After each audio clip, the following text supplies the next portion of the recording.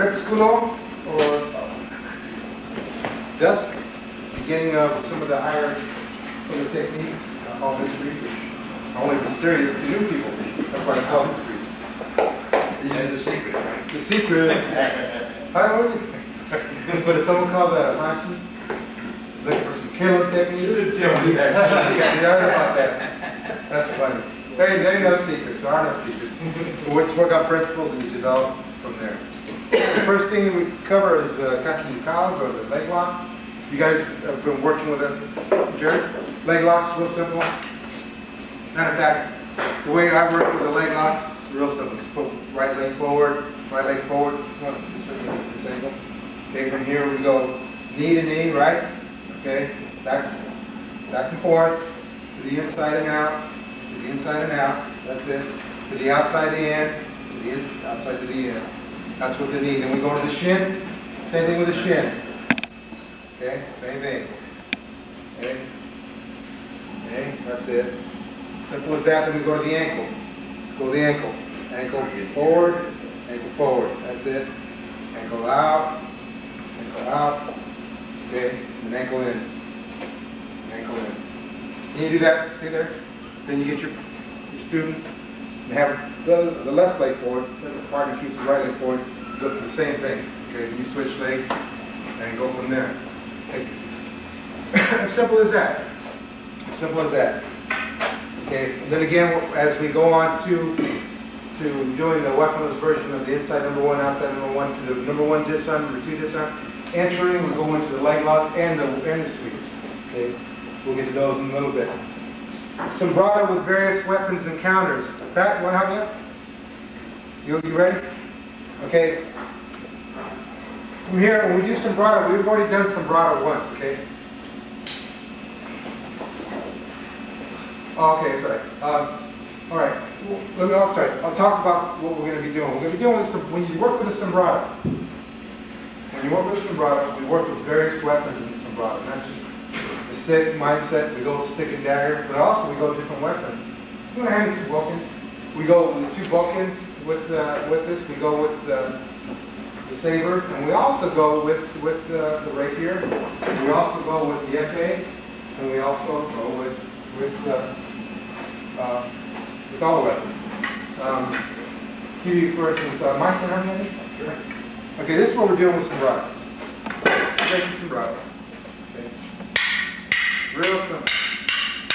What you want to do with your students, after you get to this point, pick up the book. We'll do it with one hand, just as if we had the stick. So you just do it. Okay, then after a while, you have your students use two hands. The same motion of movement. And you still work with the same technique. Of course, no one in the right mind is going to be hitting real katanas like that. That's not what this is for. The whole idea is to show you how you can use sticks, whether it's a jo, whether it's a bow, a staff, or whatever. Or you can use two sides. Boom, using the two sides the same way. But the whole idea behind this is to show the fact that you can take any weapon and practice with this. Also, when we work with, let's say we work with defensive saber. Same motion and movement are done. Maybe we can even stand in the fencing position here, saber position.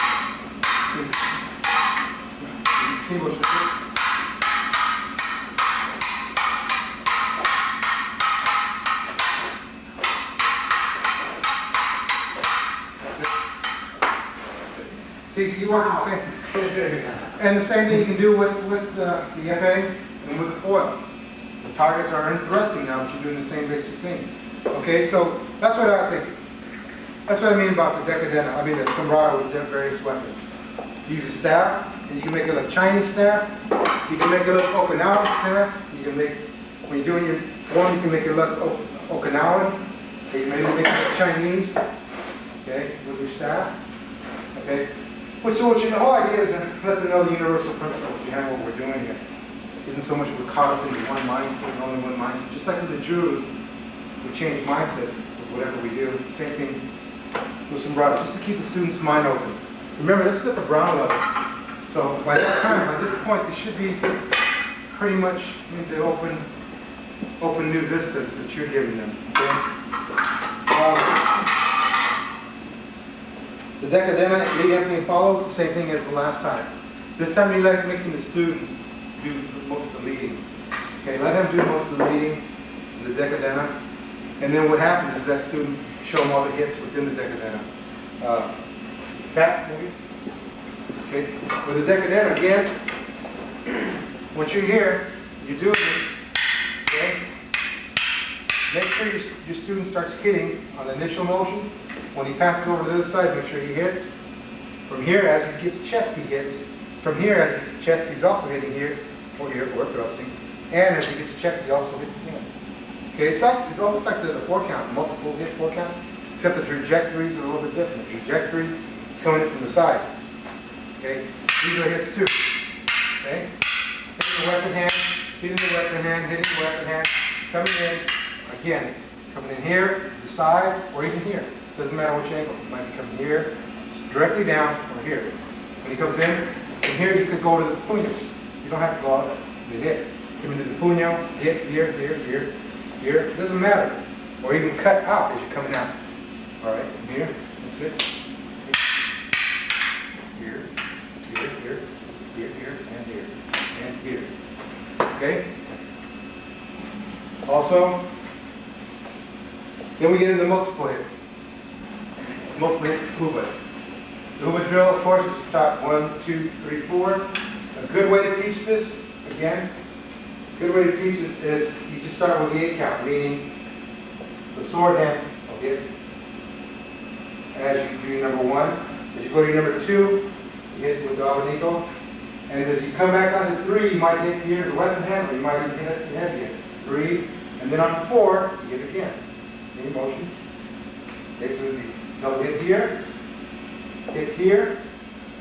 3, and then 4. Okay? Make it a real easy transition. Okay?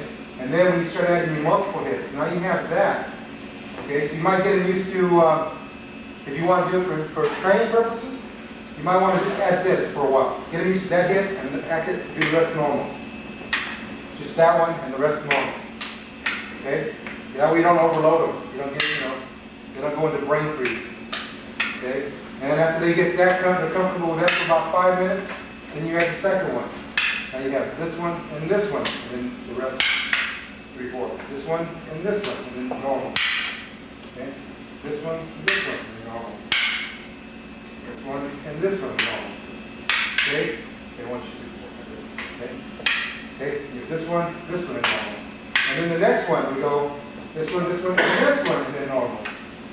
This one, and hit again here, normal. Double hit here, and the hand, and then back. And then finally, when you have those 3, then you go to number 4. You got this one, and this one. Okay, now they've gone through each step without being totally confused because you've taken them through each level. And then, when you get to the 12 count, and you start in the dagger hand, you start throwing this in as you double hit here. As you go to the second one, he already has the second one down, so all you're doing is giving him this. Okay? And you go to the third, instead of pairing, you use your forearm, and go to the eye gouge or cut. You have the dagger. And number 4, when you hit number 4, you come in here, and then he goes on back to number 1. Again, just like we did the other side, where you build it up by the levels. So first of all, you have this one, so you have to do number 1, and you have to do the rest like normal. He already has this dagger, the sword side. So he just does this and this. It finishes off with just the secondary on the sword side. See? Here, here, here, and here. Okay? Here, here, here, and here. Now you take the second one. Here, down here, and let it finish off like normal. Here, and here. Here, and here. So he has just the double hits completely with this sword head, and he only has the dagger double hit with the first 2. Take it level by level. Okay? If you forget, you just go back to number 1. Okay? And then you take the third hit with the dagger. 1 here, and here. and the last one is normal. Here, here, here, here. And then finally the last one. Now you're going to be doing double hits with both hands. Double hit here, double hit here, double hit here, and double hit here. See this? Continue motion. And now that's double hits with both hands at all times. Then you add on even more hits. You got here. You can do a double cut here. Or you can do a double cut here and here. And then as I come here, I can come and cut here. And come and cut here. And as I do this, I can come and cut. Continue motion. I cut inside the hand. Cut here. See how he's building up on it? If you build the student up by level like that, see, we went through it real quick. But if I were to have a new student, I would keep him at each phase for about 5 minutes. And if he got caught when I got deeper into it, I would take him all the way back. We'd start again with the basics. And that little sticking point that he had, we'd stay there for about 10, 15 minutes. I might take him another session, come back. And then maybe take him 3 sessions to get all this, or 4. But that you take it level by level by level, so it doesn't get confusing. Okay, so I rushed all of you guys deep into it because I thought you guys could handle it, and you guys did. But you might have students that won't be able to handle it, so you take it level by level, by stage by stage. You know, let them get bored. When they get bored, you got them. Now you can take them to the next level. You can tell I got all of you guys. You guys are all bored. No. But anyway, that's the multiple hit. Bud. Okay, whatever. Okay, next one we'll go through is some of the drill. Anybody have any questions on that? We went through the leg locks, and what we're going to be doing, we're going to go back through our motions, all of our motions, and using those leg locks and the leg sweep. Okay, we have the sombrata. You notice I skipped the drill. We're going to do that last. With sombrata, with weapons, various weapons. Okay, with the decadena, lead and follow, like the hand. And the multiple hit. Now, the drills, like we're going to do inside number 3, and safety for number 3, then 1 step and 2 step for number 3, and also we're going to use the thrust with it. So, motion for number 3 is done this way. The number 3 shot comes from here. It's a lower shot, mid-level. There's various ways you can deal with it. One of them is done from the inside. Catching low, catching in, and finishing up almost like a number 1. Okay? That would be inside. Here. Notice how I don't really sweep it all out this way. I try to catch it and let it bounce, and then retract it. Again. Please. Okay. 1. Then. Okay? Now safety, safety would be from here. If it came, I didn't want to deal with that. I try to catch it here. 1, 2, 3, 4, 5. It's almost like a 2-step. But that's what it is, a safety. It's catching it 1, 2, 3, 5. Again, it's slow. See what I'm doing? I'm coming, catching it. 1, see where I'm at? If I had a dagger, it'd be a dagger holding that stick. Catching it here. 1, 2, 3, 4, 5.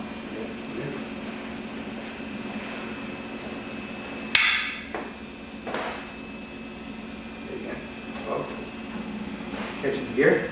1, 2, 3, 5. Almost like safety for a number 1. Okay?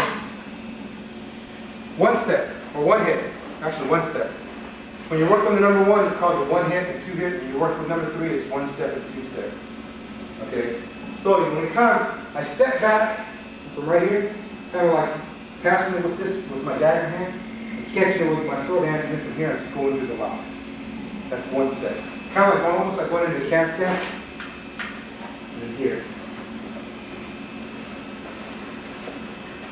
And then stepping out of the way, catching it here, and going into the lock.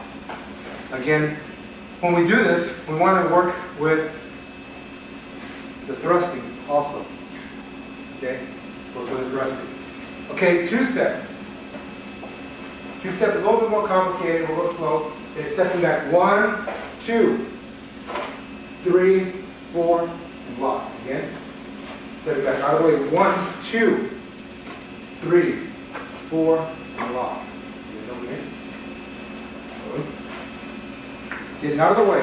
1, 2, 3, and then 4 lock. What's happening here is when I get out of the way, I immediately counter.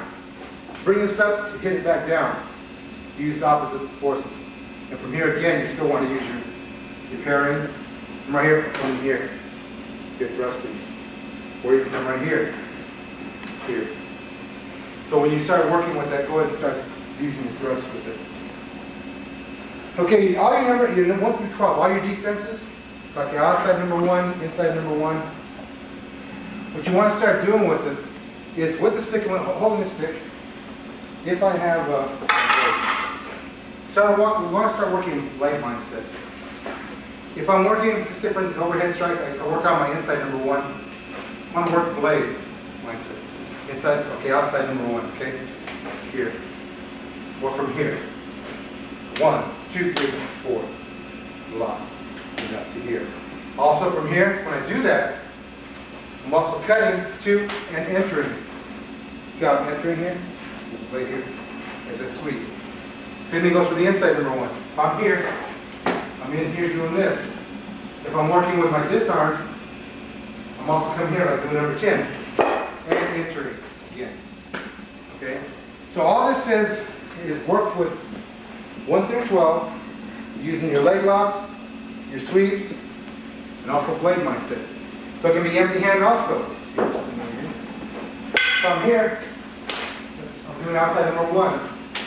But when he comes in, I'm coming in here. It's going to, if I have the blade, it'd be here. Here, cut. Okay? If I do outside number 1, I'm going to go inside on the secondary. I'm coming in inside number 1.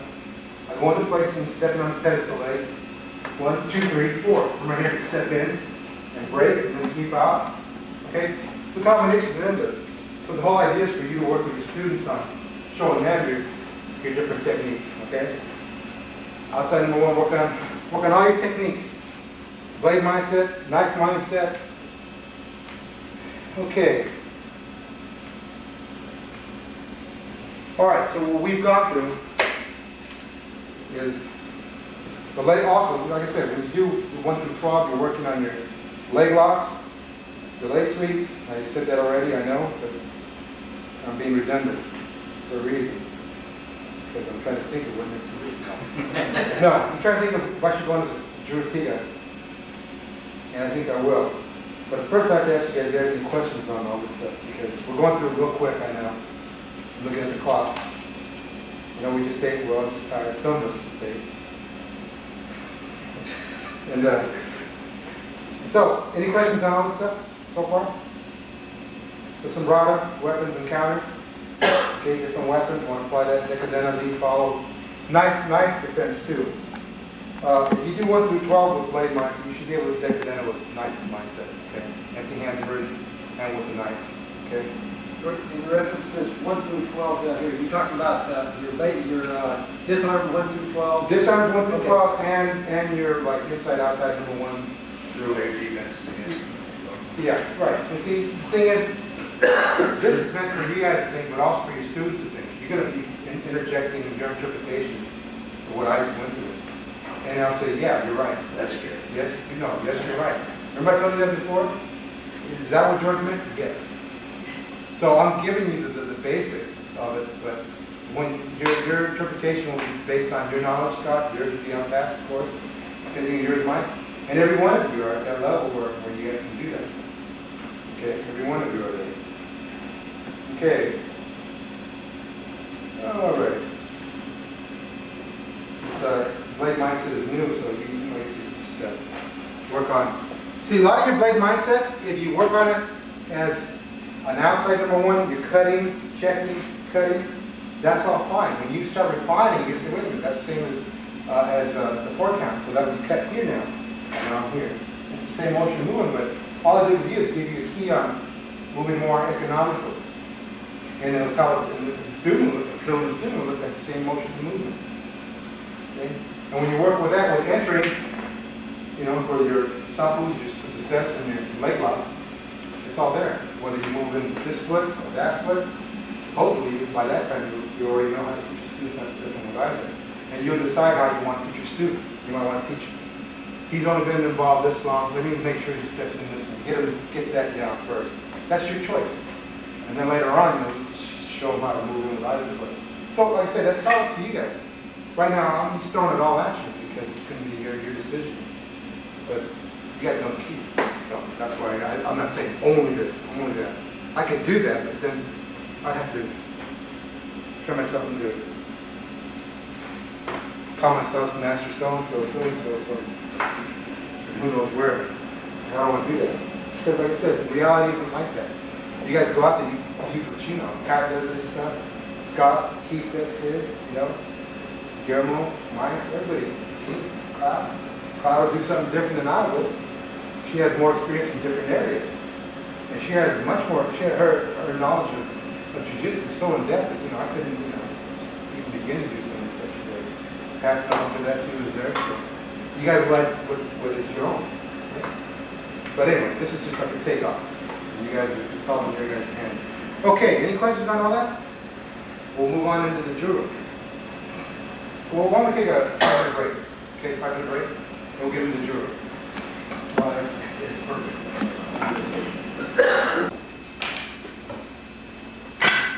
Okay, before we go on, anybody have any questions on what we've gone through? Every level? No questions? Okay, next thing we're going to do is the Juro Tiga. Okay? Again, different forms taught by different people depending on what mindset they're doing. This form was taught to me this way. I have several variations of it on tape done by some of Willem as far as the senior students. They do it several different ways. Slightly on just one, omitting one move and adding another move, or doing something radically different in some areas. But basically, it's almost the same Juro Tiga. Okay, starts off the same motion and movement for the salutation.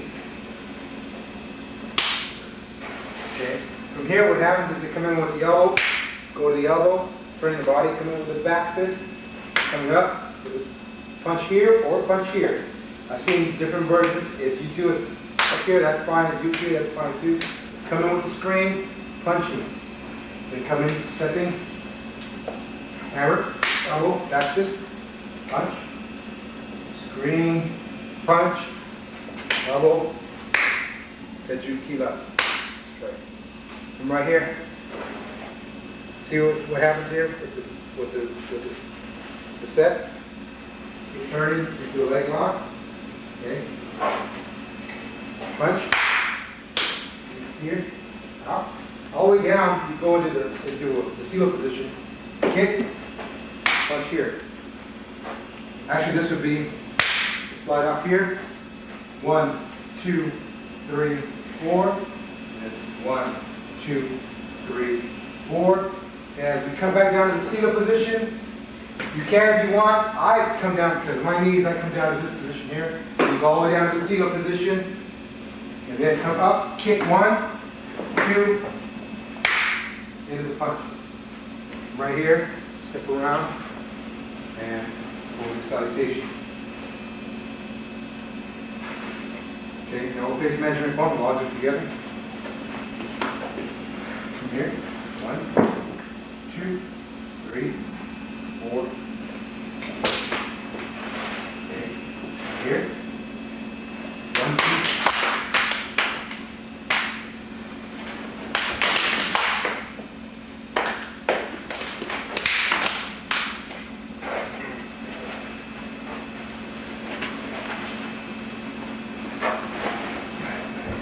Double punch. Here, back, kick. Turning. 1, 2, 3, 4. Left foot forward. 1, 2, 3, 4. Step into the side. Come here with a hammer. Hammer. Here. 1 kick. 2 kick. Coming in kind of like a quantum punch. Okay. Now as we turn, step, around, back to the salutation.